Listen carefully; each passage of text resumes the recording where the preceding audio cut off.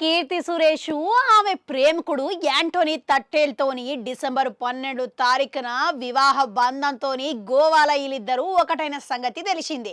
అయితే దాదాపుగా 4 రోజుల పాటు ఈ వివాహము వేడుకల జరుగుతుండగా నిన్నటి రోజుతోని పూర్తయినాయంట. ఇక డిసెంబర్ 12 తారీఖున ఇలా వివాహం గోవాల జరిగిందంట.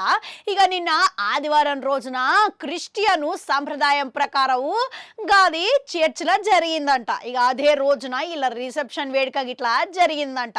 మొత్తానికి కీర్తి సురేష్ కు సంబంధించిన పెళ్లి ఫోటోలు వీడియోలు ఒక్కొక్కటిగా స్వయంగా ఆమెనే సోషల్ మీడియా ఖాతా ద్వారా పంచుకోవడం జరుగుతున్నది.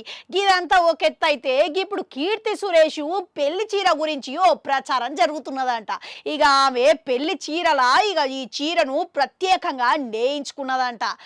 కాంచీపురంలో ఇక అత్యంత ఖరీదైన ఓ పట్టు చీరని ఇక అందులో వాడిన ఒక మేలిమి బంగారం లేసుని వాడినట్లుగా తెలుస్తున్నదంట. ఇక బంగారు లేసుని ఉపయోగించి దాదాపుగా 405 గంటల సమయం పట్టింది అని చెప్పి, అందుకే ఈ చీర అత్యంత ఖరీదు పడ్డది అని చెప్పి ఆమె పరిశ్రమల మస్తుగా టాక్లిన పడుతున్నాయి. ఇక మరోపక్క కీర్తి సురేష్ దగదగ మేడ్చిపోనికే కారణము ఇక ప్రత్యేక ఆకర్షణ లెక్క ఈ చీర నిలవనీకే ఇంత కష్టము దాగున్నదన్నమాట.